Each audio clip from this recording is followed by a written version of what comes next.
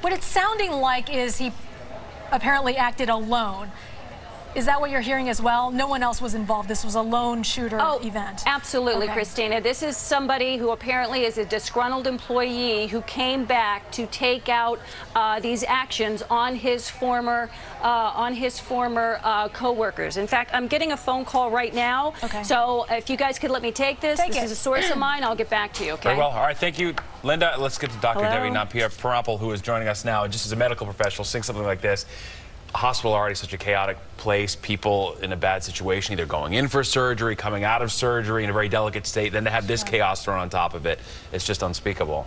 Sure. So hospitals actually have something called a hospital emergency preparedness plan. Now it can vary depending on the type of hospital that you're at, but it's basically to try to deal with emergencies like earthquakes. I mean, workplace violence is a possibility also. Usually you think about more incidents maybe where the patient is disgruntled.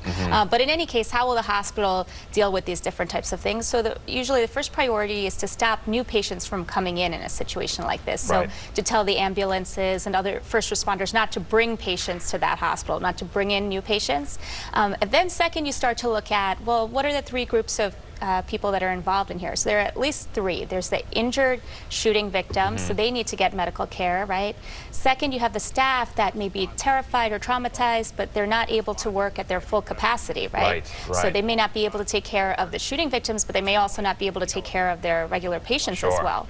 And then third, the actual patients who are already in the hospital. So they can usually be split into two categories. So people who are in the midst of something life-threatening or something that's more elective. So if someone's there for a cough or cold where they need treatment, that would be considered more elective. Now, luckily, most of the hospitals in New York City, they have a collaborative sort of arrangement. So if one hospital has a problem, they'll work with the others.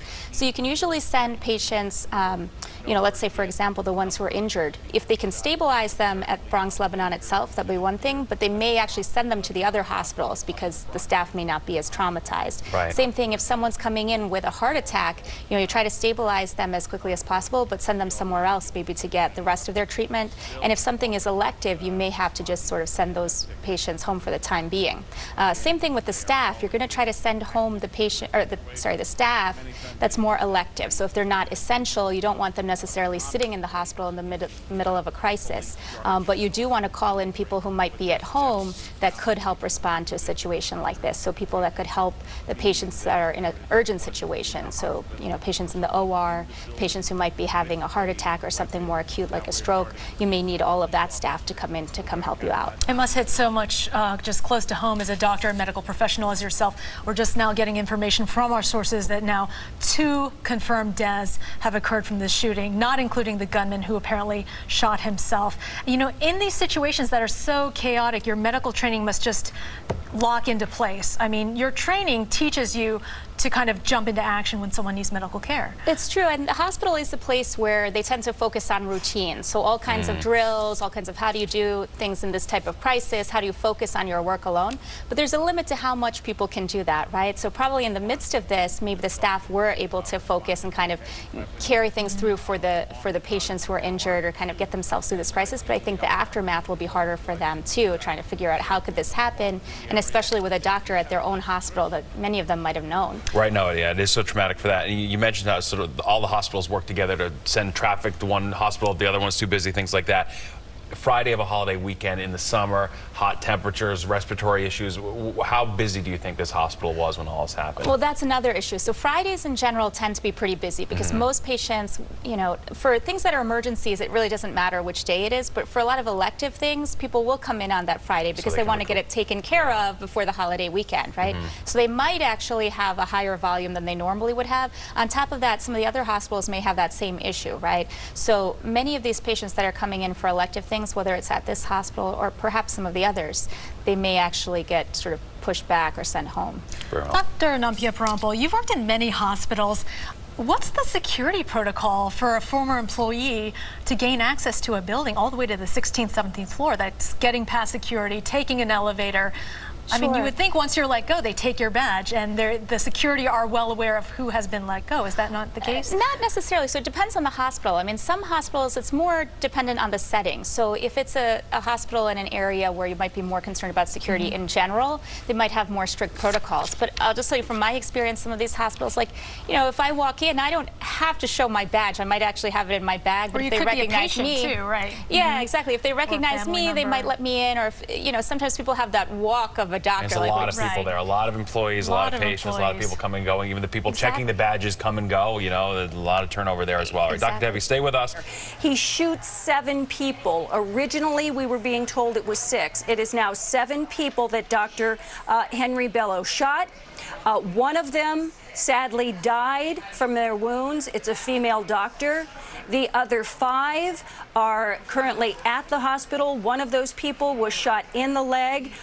Others among the 5 that the 5 remaining people that he shot, several of them are doctors, and the mayor and the police commissioner told us in the news conference just a few minutes ago that they are fighting for their lives tonight.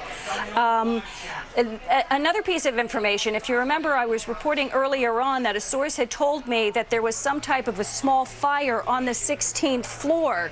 But they didn't know what that had to do with this shooting. Well, it turns out in the news conference that the police commissioner and the mayor just had, that they are saying that he tried to set himself on fire on the 16th floor. However, the sprinkler system went off and put that fire out. He then goes up to the 17th floor, and that's where he then shoots and kills himself, and that's where police found Dr. Henry Bello. But again, there are still so many unanswered questions here. Why was he released from the hospital? Who obviously he was disgruntled in some way. Who was he looking for? Was he looking for a particular person or just anybody that he could open fire on? Those questions are going to be answered by the police department as they conduct their investigation, and we'll get that information. If I get any more inside information, I'll bring it to you as soon as I have it. For now, back to both of you. All right, thanks, Linda. Again, the headline: 7 shot, 1 killed, several more doctors fighting for their life. 5 serious condition, one with a leg, gunshot wound in the leg. Joining us now is Dr. Devi Nampia-Parampil. Talk to us. As a doctor, this must hit close to home. Sure. I mean, it's so disturbing either way, right? But especially, you know, thinking about the staff, how they might have felt, the shooting victims, then of course the patients, because I think in the next few days that's going to be the biggest issue probably. And the heroism of the doctors as well, and the nurses and all the medical personnel who stayed to protect and try to save the lives of the people who they're sworn to help. Medical personnel and non-medical also, right?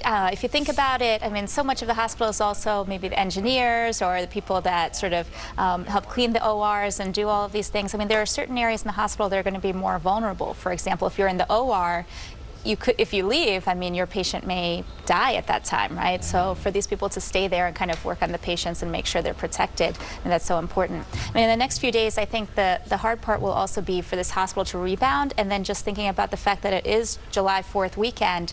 Typically, that's a time where more people come into the ER or the hospital, either related to motor vehicle accidents, sports injuries, and it's also a time that hospitals are typically understaffed.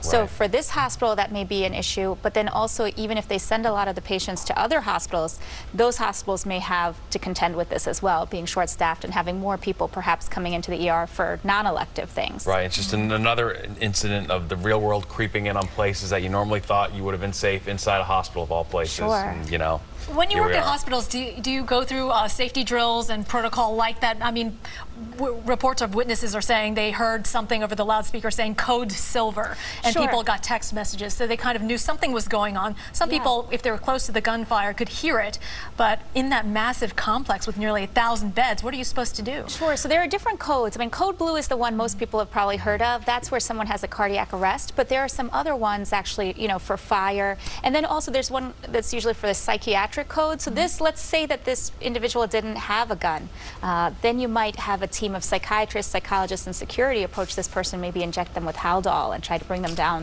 that way. Right. All right. It's an awful situation. All right, Dr. Debbie, we appreciate your perspective as a medical expert.